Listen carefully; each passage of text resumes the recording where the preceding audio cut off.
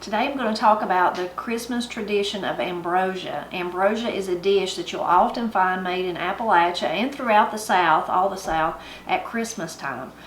It's one of those specialty recipes that people think of in association with a special occasion like Christmas, sometimes at Easter too, but one of those special things that you usually just have once or twice a year.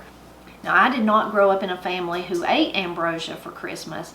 Well, I kind of did, but that's a story I'll tell in just a minute. But first, I want to read to you from John Paris, one of my favorite authors.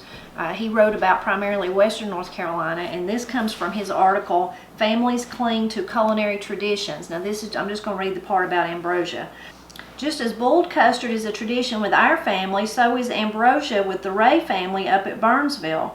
Why, Christmas without ambrosia would be like Thanksgiving without pumpkin pie, says Rush Ray, the happy boniface of the famous old New Ray Inn.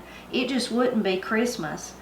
Rush's family has been serving up this old-fashioned dessert of sliced oranges and grated coconut at the Christmas table since his mother's father, Garrett Ray, established the inn back in 1850. We've always had ambrosia for Christmas, he said. My grandmother Ray started the family tradition, and my mother continued it when she married my father, William Ray. Now, the two Rays, one is R-A-Y and one is W-R-A-Y. Now I'm just carrying it on, he says. Just making ambrosia was part of the fun at Christmas when we were children. You know, peeling and slicing the oranges and shredding the coconut and getting it made. We usually made it about 2 days before Christmas in order to let it ripen. My father always felt it should ripen. As a matter of fact, my father always had quite a hand in it. He was quite a connoisseur of food and wanted things like that done right.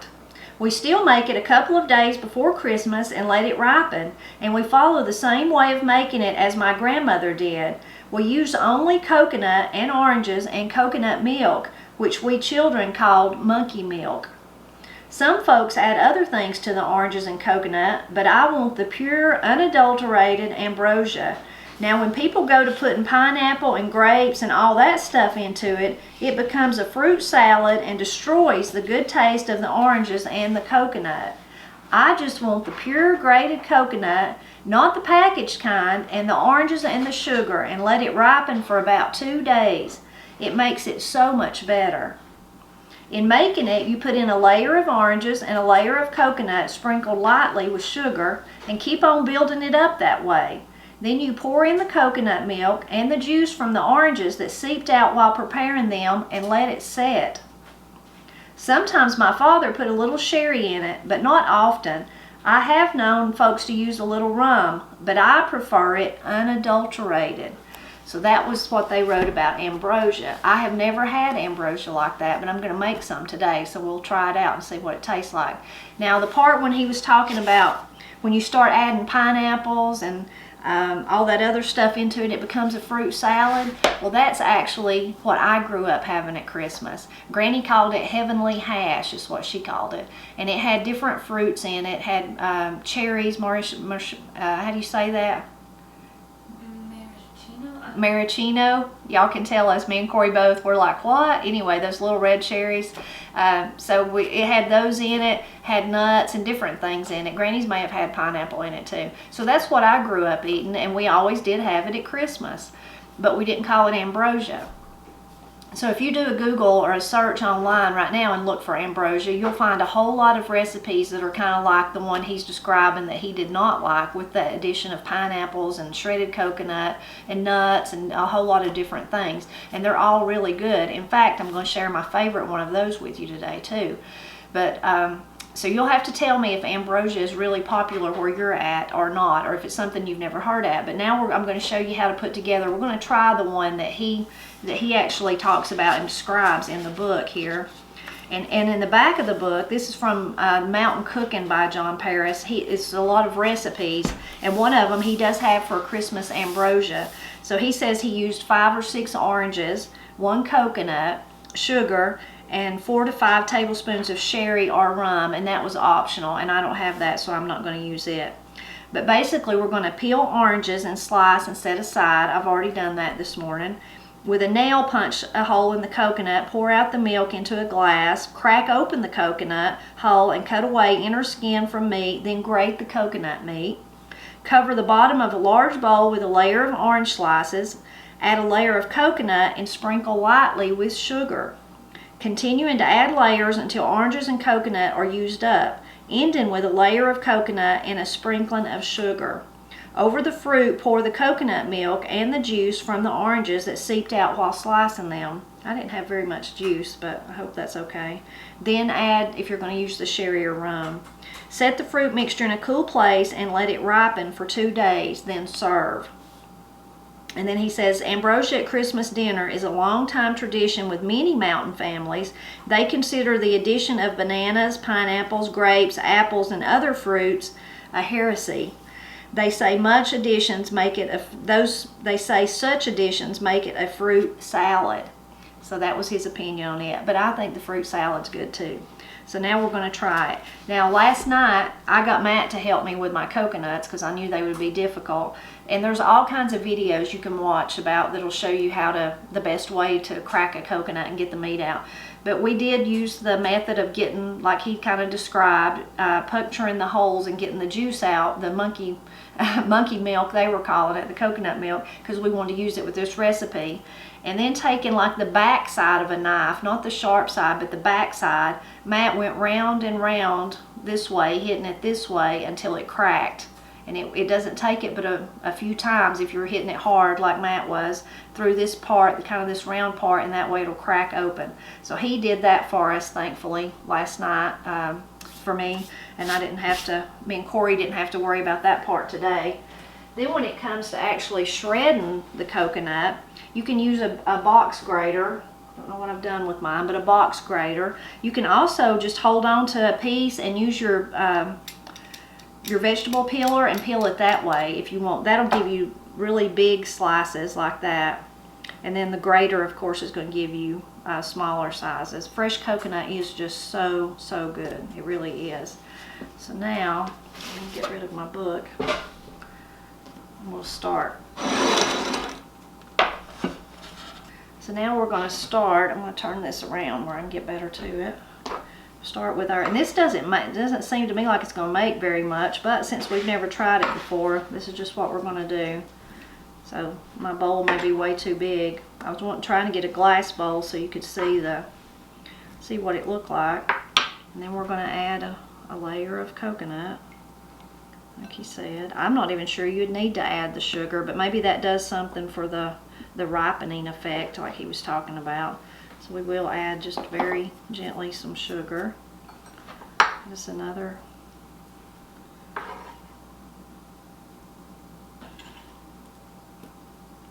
Oops, lost an orange. Layer of oranges.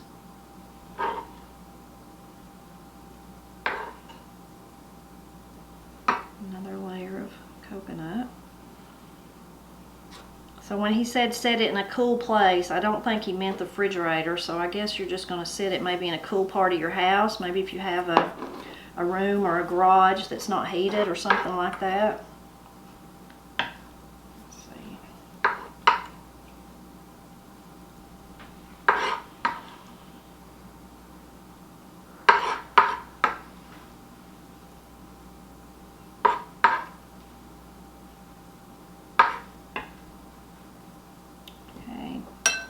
I didn't really have much. You'll say, well, let me finish with my coconut on top.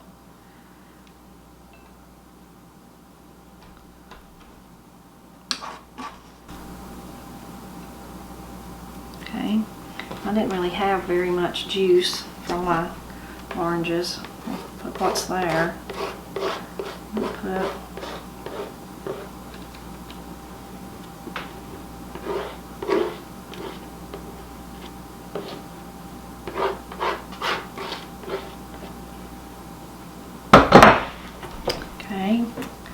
and then we will add our coconut milk.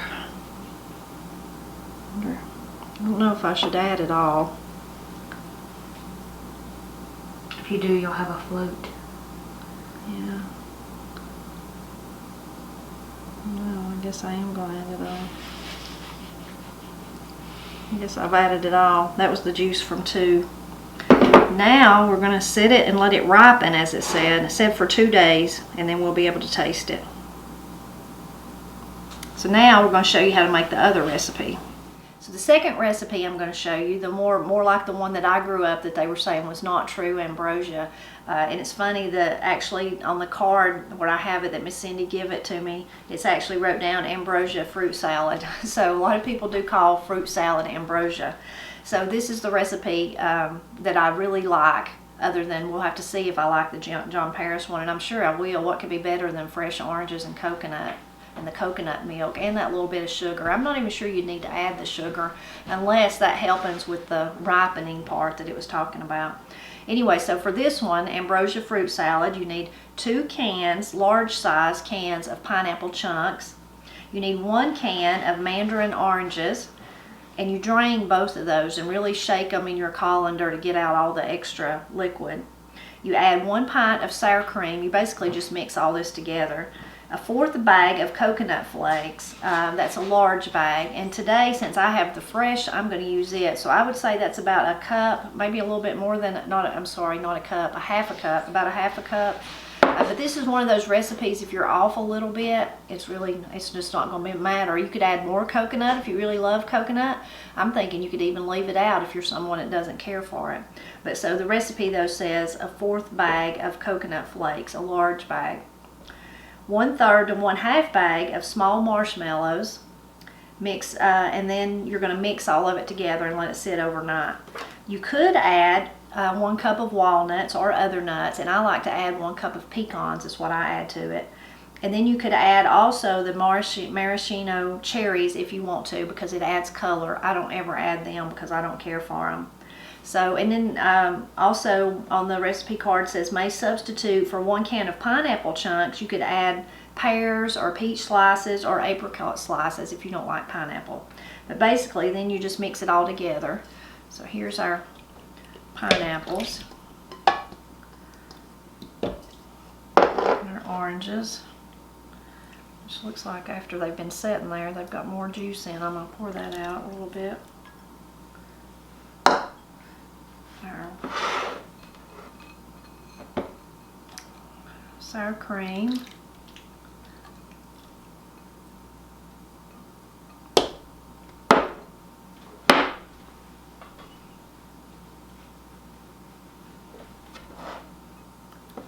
our marshmallows, our coconut,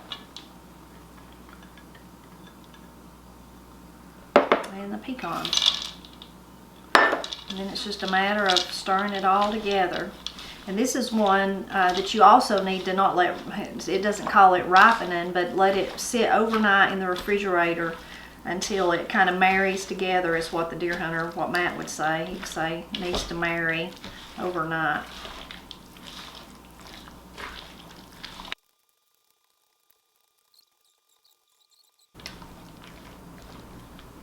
Okay, I've got it all stirred up. Now we're going to let it sit overnight in the fridge. We're going to put this one in the refrigerator. The one for John Paris that we made, his recipe, we're just going to sit it in a cool place for a couple of days. And then we'll taste them both and let you know what we think. Today's the day, 1 day a week, I go help Granny with whatever she needs me to help her do. I spend the day with her. It's really nice. I'm so glad that I get to do that. I see her other times during the week too, but this one day I dedicate and say, whatever you want me to do, I'm here all day long. And sometimes we don't do anything, but she crochets and I watch Westerns. Boy, that's fun. So watching Westerns with Granny. The Virginian's my favorite. Love the Virginian. Of course, we watch Gunsmoke. Death Valley Days. What else do we watch? Wagon Train. What? Waltons. Oh, the Waltons. Corey's behind the camera trying to help me remember the Waltons, which is not really a Western, but anyway. Other days though, I might help her change her curtains or put stuff up or clean out her refrigerator, or whatever she needs me to do. So that's where I'm going today.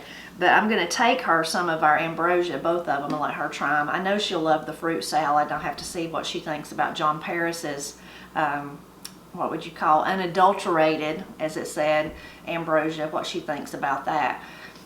I asked Granny if she grew up, if she knew about ambrosia, if she heard other people talking about it or anything like that, and she said she didn't know anything about ambrosia. So it's been 2 days since we made the ambrosia, so we're ready to taste it today. But I'll be honest with you, the ambrosia fruit salad, we've already been tasting, we've been eating it, and it's really good, as it always is. It's the kind we make. Let's see, let's start with the, according to John Paris, the real ambrosia.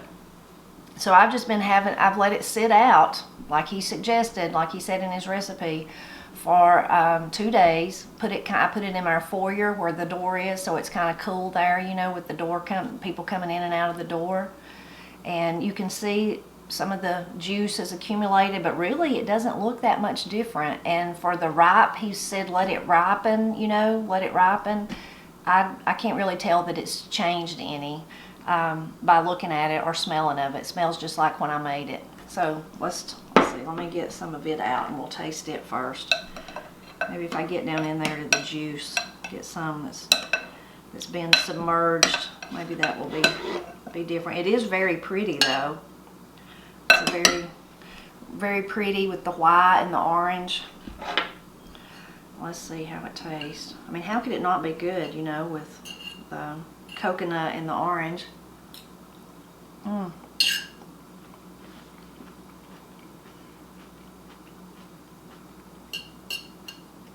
It's very good, but it's very, I guess, simple, because it literally just tastes like coconut and oranges together. I mean, there's no really other flavor. I don't even taste any extra, like we sprinkled it with sugar, I don't taste any extra sugar in the water or in the coconut milk.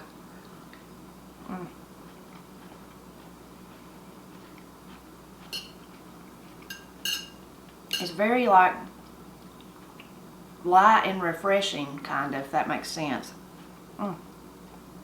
So I mean, it's almost like, reminds me like how you would think of a salad, which, you know, maybe that would be a good salad to have any time of the year. It's just really fresh and light.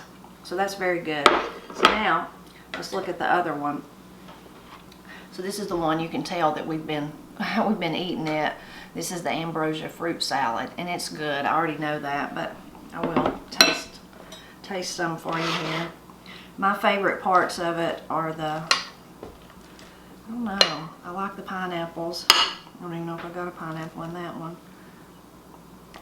And if the pineapple chunks were too big, the big chunks, you could use any kind of fruit. Like I think I read on the back of the little card how it said you could use pears or peaches in place of it.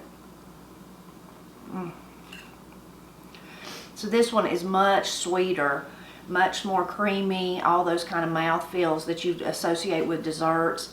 And because of the marshmallows have added a real sweetness, and of course the oranges, mandarin oranges, and then the pineapple sweet too. So you've got all that sweetness. And the coconut that's in it, you can taste the coconut, and then of course I used pecans, so you can taste them. So I already knew it was really good because we've been eating it. So I hope though that you'll leave me a comment and tell me about ambrosia. If your family made ambrosia, was it this really kind of this very simplistic coconut, oranges, coconut milk, maybe some sherry, or I think, what was it, rum or whatever, some kind of alcohol that it said, or plain? Or was it more like what I really grew up eating, more of a fruit salad, but just nobody ever called it ambrosia in my family. I never heard that term till I was grown and probably researching for the Blind Pig and the Acorn, and I kept hearing about Christmas ambrosia. So please leave me a comment and let me know if you know about ambrosia. And if you try either one of these, I think you'll really like them, and I hope that you do. And I hope that you'll continue to drop back by often as I celebrate Appalachia and talk about all these old foodways like ambrosia.